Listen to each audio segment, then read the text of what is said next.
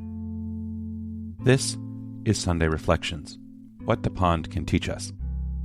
I'm Gideon Pollack, and each week I write these reflections from St. John's Episcopal Church in Cold Spring Harbor, New York, where our beloved church sits alongside a beautiful mill pond. Throughout the years now, we've been watching our pond and watershed and letting them teach us about prayer, participation, and what it means to be creatures made from earth. Whether you're walking past your own water source right now or sitting quietly at home, I invite you to join me in this week's reflection. This is midwinter break, and many of us are on the move. Some have headed somewhere warmer, some somewhere cooler, some are just home with the kids trying to make it to Friday. But the pews are emptier. We are scattered, which is, if you think about it, not a bad way to meet this first Sunday of Lent. The season of Lent begins with a story about Jesus being driven into the wilderness. Not a scenic wilderness, not a retreat center with pretty good coffee, a place that will not bend to his will. A landscape stripped of comfort where hunger is real and the only company is whatever arrives uninvited. Lent begins with scattering, with displacement, with being sent somewhere you didn't choose. Back at our pond, for those of us who are home to see it, the water is caught in between. The freeze has loosened, but not broken. Puddles sit on the surface of ice that hasn't decided to let go. Mud is spreading at the edges. It is the same gray, in-between mess it was last week. Neither frozen nor flowing. A landscape that won't perform for anyone. It is, in its own quiet way, wilderness. But there is something else happening if you know where to look. Near the edges, where the cold springs surface, the very springs that gave Cold Spring Harbor its name, the water never froze at all. All through those hard weeks of ice, the springs kept moving, kept flowing, and the water around them stayed open. Now those unfrozen areas are growing.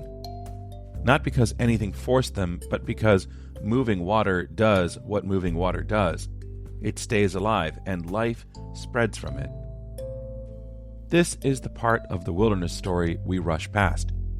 In our tradition, we will hear a story where Jesus is driven into a barren place, and a tempter arrives with 3 proposals, each one a form of the same idea. Take charge. Turn stones to bread. Make the landscape feed you on your terms. Seize the kingdoms. Take what you want by power. Throw yourself from the temple. Force God's hand. Demand proof. Every temptation is an attempt to extract something from a place or a relationship that can only give freely. Stones can become bread in God's economy, but not by command. The kingdom Jesus came to announce can't be seized, only entered. God does save, but not on our schedule. The pond knows the difference. The ice will break when it breaks, the springs never stop flowing, and the thaw is spreading from them now, not because anyone demanded it, but because that is what living water does. The wilderness teaches what cannot be rushed or seized or forced into being. And if we are patient enough to stop demanding that the landscape perform for us, we might notice that the springs were running the whole time. Many of us are far from the pond this week. Some are on beaches, some on mountains, some on couches. Wherever you are, the church has entered the wilderness of Lent, a 40-day invitation to the world to stop forcing and start receiving. You don't have to observe Lent to feel the truth of that invitation. It isn't comfortable. it isn't supposed to be. But even in the wilderness, there are springs that never freeze. Even in the desert, angels came and ministered to Jesus. A prayer. God of the wilderness and the spring, you sent your Son into a barren place and sustained him there. Teach us to receive through love what we are tempted to take by force.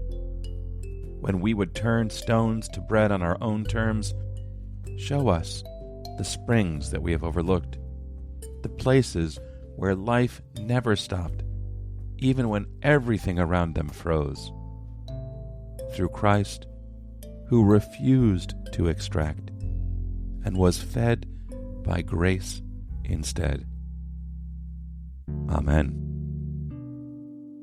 I hope this reflection gives you new eyes to see the creation around you this week. If you'd like to continue the conversation, find us at www.stjcsh.org.